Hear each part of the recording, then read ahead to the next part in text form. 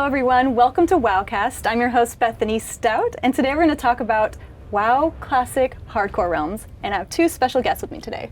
Hi, I'm Ana Reyes, lead software engineer from the World of Warcraft Classic team. I am here to make sure that everything in the tech side is ready for having hardcore realms to the players. And I'm ستون, Associate Production Director on the WoW Classic team. I'm in charge of making sure that the team is well supported, has everything it needs to continue to deliver great experiences for our players. The next one being WoW Classic Hardcore. When does Classic Hardcore come out? Yeah, World of Warcraft Classic Hardcore mode is coming out in August 24th. Oh, that's coming up soon. Yeah, very soon. Can you tell us more about Classic Hardcore? Yeah, I mean, hardcore, it's not a new concept, right? It's a thing that, a game mode that has appeared in different kind of games, right? Like, for example, Diablo, right? Like you get to go in there and choose to just have one life and go through the hardcore mode. You know, when we are bringing that now to World of Warcraft for the first time officially, yeah? Like, you are gonna be in a realm where the moment that you create a character, you're kind of writing the story for it, and it's just gonna have one storyline because it only will have one life. So why hardcore mode now? You know, we've been watching for these past few years as a segment of the player base has been engaging in the hardcore playstyle, to the point where we started playing hardcore as well, and we fell in love with it. It felt like a whole new way to approach World of Warcraft. There was a point where our senior producer, Josh Greenfield, came to the team and he said, hey, we should do this. We should support this officially. We should implement the rule set, create new realms, and provide this for our players. So we came together as a team. We looked at, well, what are those rules? What would we actually want to change? And that started us looking at our available resources, timing, when could we do this? And it all made sense that now is the right time. Now is the time to officially support this, and we're just so excited to bring it to our players. But we did have an initial, you know, kind of like dipping our toes in it when in Season of Mastery, which is one of the first different changes that we made, like a different environment within a WoW Classic. We added an optional toggle where players were like, okay, I wanna go into the challenge of only having one life, and basically this buff, once you died, it would disappear and you would no longer have it, right? You know, it really was the base for us to go into the actual support of official hardcore servers. And not only from, you know, kind of like dipping our toes into hardcore, but also we, like in the Classic team, we introduced this new technology where we're able to make changes to rule sets that enable to have like the same client and the same data and everything living together, but like with slightly less differences.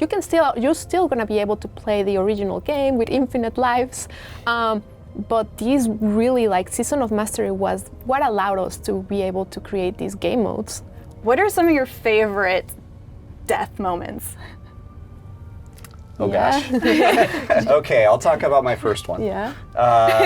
He doesn't want to. So that nobody else out there feels bad in case this happens to them.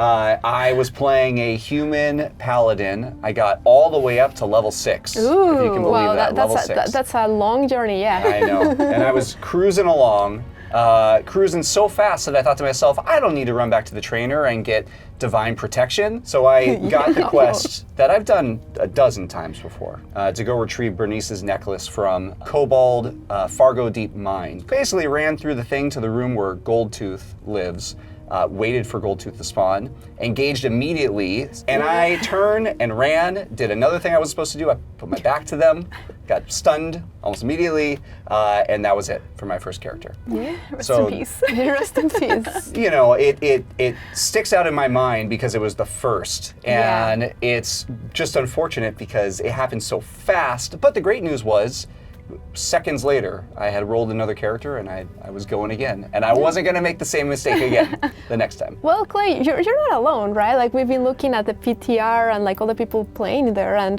really, Kobold is the #1 NPC that like kills the most people in right now in the PTR. I believe it.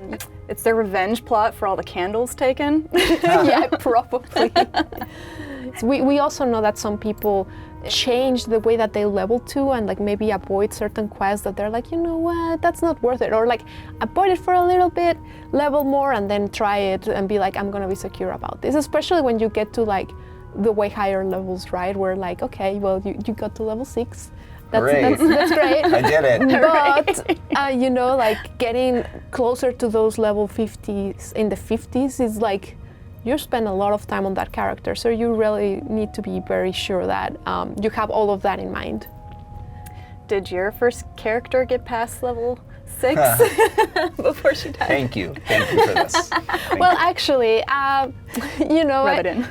when I first joined WoW, right, like the actual WoW universe, and the first time I played the game, and I spent like 20 minutes in the character screen just making sure that all the customizations were there, that I really liked my character, making sure it was a very cute, what was my first character? Oh, it was a blood elf, yeah. I went upstairs after my mom helped me pick up all of these. We were happy with the character. Went upstairs, played for 5 minutes. I came downstairs and I'm like, Mom, I died.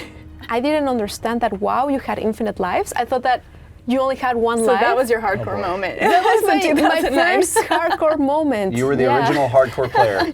Yes, not a very good one, right? Like I died like at level 2. But yeah, I'm really excited for hardcore. What are some of the objectives you have in mind for hardcore realms? When we set out to create official hardcore realms, we really looked at what are our objectives in trying to accomplish this. And the first one is creating a very fair, equitable space where all players are playing by the same rules.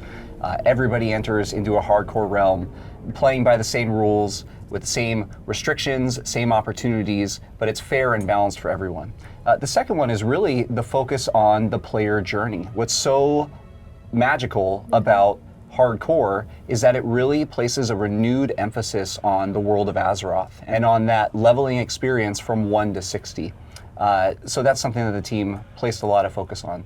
And then the third is, we've seen on what we've called the unofficial hardcore realms shenanigans happening where as it happens, players are unintentionally flagging themselves for PvP and engaging in unintentional PvP activities. So the team has really taken a hard look at what's caused those in the past and what changes we can make to address them on these official realms. So when we looked at what our capabilities were and the rule set changes that we could make, we found a lot of opportunity to be able to make some tweaks so that when you wind up in a PvP situation, it's because you wanted to. I think that we found a lot of success there. How do you enable that? How do you enable PvP? Yeah, it's really, you know, it's a very conscious mode. You have to use the command of PvP. You kind of agree to it, right? I mean, there's also, if you ever go to the capital cities and stuff like that, then you're getting into a situation where you know that people there and the guards there are not going to be happy with you, so it's going to be very, very scary. It's a little bit different for the modern game where there's like other different systems like the war mode that doesn't exist in Classic. This is more of a, you have to actually choose to do so. And in comparison to the PvP realms, in the PvP realms, the starting zones are kind of like, you are protected in a certain way of you cannot attack someone unless they attacked you. But once you get to some zones, it kind of is like everybody is there for like each faction. If you find someone from the opposite faction, they can just attack you. And those are like kind of the realms that we have in Classic, but we're only gonna be going with the PvE one where it's like a very conscious thought of like getting into combat. That's definitely safer. Another tweak along those lines is we've changed it so that if you accidentally right-click on another player, you don't accidentally find yourself flagged for PvP. Okay. So what are some of the new features that the hardcore mode will have? Yeah, I mean, one of our new features is duel to the death, right? We started seeing some players engage on it on the PTR. It's been super amazing to watch. This is one of those features that came from within the team. And, you know, we started talking about hardcore and about like all the cool things you can do in hardcore. And suddenly someone in the team was like, we should definitely have duel to the death, right? Like it's very appropriate to hardcore. It became an official thing. And now like really when you want to go duel to the death, only one victor will come out of it. And we've seen like a lot of players engaging on it on PTR. Yeah, we actually had a tournament. Like, I don't know, Clay, if you want to talk more about the tournament. Yeah, so it's been so cool to see the way that players on the PTR have engaged with Makara or Duel to the Death. Yeah. Our starter zones are littered with the bodies of level 1 characters because players just wanted to use it right away and try it out, which has been fun. Something else that we've seen as well, we saw, so on our PTR realm, our current level cap is level 30. So players are able to level up their characters to level 30. And the community organized a level 30 duel to the death tournament. Yeah. And our whole team watched it. It was so cool to see these players who have invested so much time already, even just to level 30, but to prepare for this tournament. And to know that at the end of the day, there was only going to be one left standing and all the other players were never going to be able to play those characters again on the hardcore PTR. And we felt while we were watching this that for everyone watching this, it felt like an honor that these players had put so much time and effort into these characters only to risk losing it in a tournament like this. It heightened the experience, and it made the tournament feel so meaningful because of it. It was awesome. Yeah. You know, something really cool about the duel to the deaths is that, I mean, it's a big deal, right? Like, you just take somebody else's life. Also, you know, talking in the team, it's one of those things that we were like, hey, how can we make sure that players want to engage into these, but also like that they did this, they put all this effort, how can we award them with something? Every time you win a duel to the death, you collect one of their ears, kind of like a nod to Diablo, kind of like a reference to Diablo. We had originally set the level to be able to earn that at level 10, but we found on the PTR that was a little too low. And we want to make sure that lower level players aren't being taken out just to increase one's buff. So we've actually raised that to level 19, and that's what we'll be moving forward with for now, but we'll continue to watch it. Yeah, I mean, another one too is you have to be really close to each other level-wise, right? Like, because it wouldn't be fair of like, I'm gonna have a level 40 character just battling level 10s, you know, it's not fair. So you have to be within your level to kind of make it through. Yeah, and the other very, very cool thing about Duel to the Death is that we are gonna have its own specific flag. You see that flag drop and you know it is going down. Yeah. There's gonna be some great stories with Duel to the Death. I love this. Yeah. So we've talked a lot about 1v1. Yeah. What about battlegrounds and war games? You know, the team thought about it, right? Like, when it's 1v1, it can be very consensual, very like, okay, let's duel to the death, or even in the open world, you can like set yourself as like, I want to be a target for PvP. Maybe when you're going to get those world buffs, you might need to go into zones that are contested, right? We decided that like hardcore is not the mode to, you know, go queue and get like put in together with another rest of other people and going into different battles, like for example Warzone Gulch, getting like to fight for the flags. Because in the original classic modes where you have multiple lives, really part of the story was like they expect you to be able to resurrect to make it a very fair battle. That said, we know that like some people actually want to go in and engage into a battle for the flags or a battle for contesting in Arathi Basin and all of these things, and you're still going to be able to do that, but you're going to have to do it in a consensual way of getting a team of your own and maybe an enemy team or a friend group team where you can go and battle it out. So you're always going to be able to do war games where it's like kind of like a duel, but like dueling each other into a battleground. But this is not like Duel to the Death. If you decide to finish the battleground before, you can still come out of the battleground like while having your life intact. We expect that we would probably just see a lot of non-participation where players would hop in, stand in the back, wait for the battleground to end, and collect the rewards from non-participation. So it just didn't really make sense for hardcore.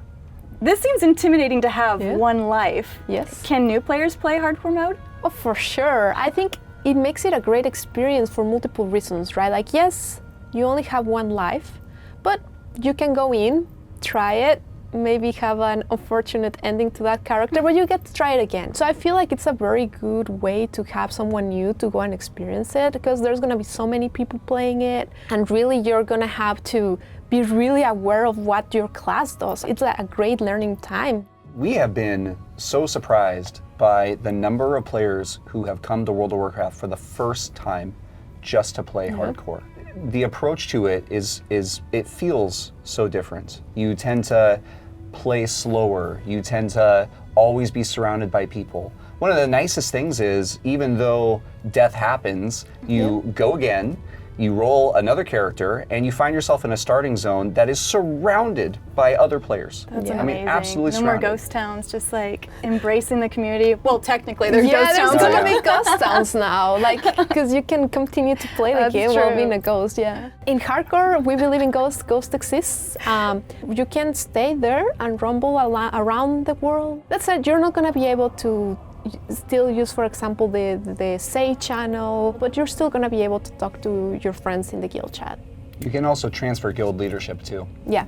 if you happen to be Oh, the well, lead that's of it. good. Yeah. Yeah. So the guild can continue without you. It can continue with you in memory. Yes. When someone dies, it's going to be announced in the guild chat.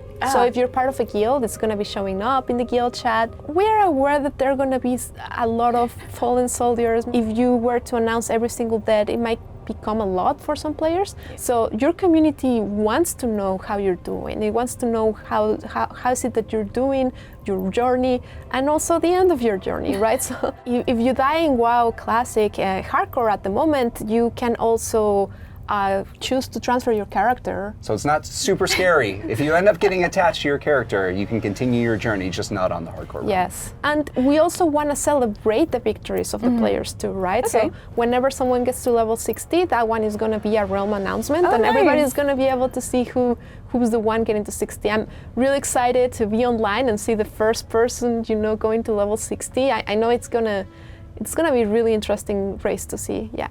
That's a really interesting point about, let's say, the race to 60. Yeah. We're fascinated by it because for hardcore, that level up process from 1 to 60, and you approach it so differently in the hardcore space. You're more aware of your surroundings. You tend to go a little bit slower, but it makes you re-examine Azeroth in ways that you hadn't before, and even some of the same quest lines. If you've played World of Warcraft for years and years and years now, it feels new and it feels fresh. But we recognize that as soon as we launch these realms, there's going to be players who race to 60. Of Oh, course, yeah. it's Yeah. unavoidable. So it's going to be really fascinating to watch. Yeah, I mean, hardcore is really catering to a huge range. It's World of Warcraft. It caters to a huge range. We understand for some people it's going to be the journey. Like maybe some people would like to stay at level 19 and do Warzone Gulch. Maybe other players might go out and get to level 60 and then go and engage into the ratings, right? Like the Yeah. actual raids with the huge bosses. It takes a lot of preparation and trust in your team for sure. Like those raids are also like a reminder that raids in Classic are 40 people raids. So Oh my gosh. 40 people putting their lives there, right? Which we are adding like some changes to the raids. Well, this affects a lot of raid, not necessarily only for raids, but like we are removing the buff and debuff limit. Okay. Yeah, so it will create it will make it maybe a little bit like easier. For Yes. example, this debuff in the boss might not do as much damage as this other ability, so please don't cast it. But now you're gonna be able to do it, contribute to the damage meters, and continue to do all of those things. That does help with rating, Yes. for sure. When we think about the rating that we expect to see, back when Classic launched in 2019, Molten Core was cleared in 5 days. Yeah. Since we're going to be launching these realms at their final phase and their final feature sets, that means that players will be able to go all the way up through Naxxramas. That's going to be incredible to watch. What about dungeons in hardcore mode? What's the difference there? When we think about hardcore and we think about that focus on the outdoor world and the exploration and the journey from 1 to 60, being able just to spam dungeons to level up your character sounds a little antithetical or against the spirit of hardcore. But that being said, we recognize that players love the dungeons in Classic and they want to be able to play them, so we've put in a 24-hour timer where players will be able to run a dungeon once every 24 hours. Now that being said, once you hit level 60, you can spam dungeons to your heart's content. But outside of that, in your level up journey, we expect the player base to really be focused on the outdoor content. When you're out in the outdoor world, sometimes monsters, creatures can just follow you for a very long time. Is that going to be something in hardcore? So we've all seen the videos of Teramis being kited to Stormwind. Teramis is a very high level mob that players can encounter in the open world, and unfortunately is not supposed to exist in a major capital city like Stormwind. Terminus is supposed to exist in the Blasted Lands. The guards aren't doing their job. So we've invested time to make sure that the leash range for characters or mobs such as Terminus is a lot shorter and more appropriate, and that they stay closer to where they're supposed to be.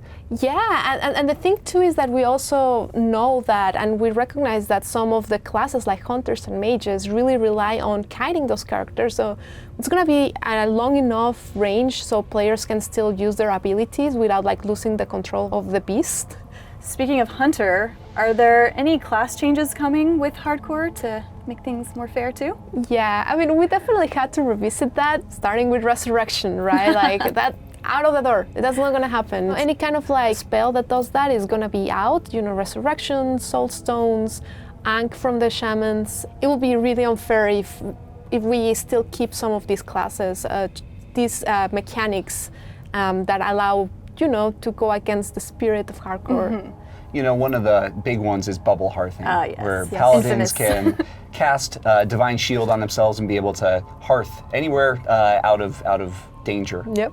It's certainly an iconic move, although perhaps not particularly heroic for Yeah. paladins to do this. So we've removed their ability to be able to do that.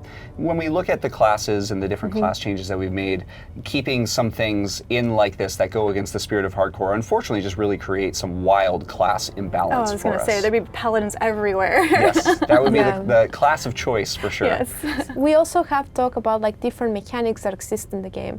I know that one that the community is really talking about is Flask of Petrification, you know? Flask of Petrification really allows you to have immunity for a little bit so you can get out of like certain situations. One of the reasons why we decided to keep it for now in the game, and we're gonna be monitoring it, is that really we're talking about like high end, the end of the game rating, right? And it's a point where you have invested so much time that sometimes it's okay to have like a safety net, right? Like a small, very, very specific safety net. Yeah, you know, we imagine for people who want to attain a Flask of Petrification, not only do they have to find the recipe, they have to farm the Black Lotus. That is a non-trivial amount of work to do. And when you've invested that much time into a character to get to level 60, we feel like it's okay to have just a little bit of protection. So make friends with an alchemist. Yes. Or become an alchemist. Yes. An herbalist. Yes. The community's very excited. We're all very excited for I am Hardcore. super excited. Yeah. What is some of the feedback that you've seen that, you know, you'd like to pay attention to in this conversation? Yeah, I mean, in general, we have seen a huge excitement from the community. One of the biggest points of contact has been, you know, Action House, using the mail, because in the unofficial servers, part of some people's rule sets might be like, you don't get to engage with those, right?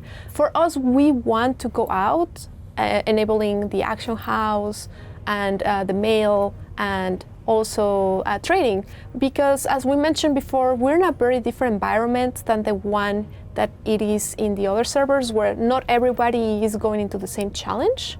That desire for a self-found option, we've heard it loud and clear. And there's even members on the team that would want to play with that option enabled. So what we've looked into is, not for launch, but sometime after launch, enabling an option for players to choose from that allows them to play without being able to trade, use the auction house, or use mail. So a self-found option.